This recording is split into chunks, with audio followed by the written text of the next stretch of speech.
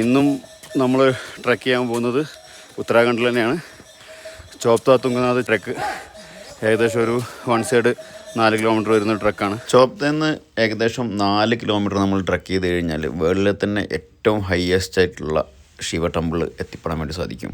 ഈ truck extend ചെയ്ത് കഴിഞ്ഞാൽ ചന്ദ്രശിലായും നമുക്ക് കംപ്ലീറ്റ് ചെയ്യാൻ വേണ്ടി സാധിക്കും. തുംഗനാഥ് 3680 മീറ്റർ ഉയരത്തിലും എന്നാൽ ചന്ദ്രശില 3960 മീറ്റർ ഉയരത്തിലുമാണ് നിൽക്കുന്നത്.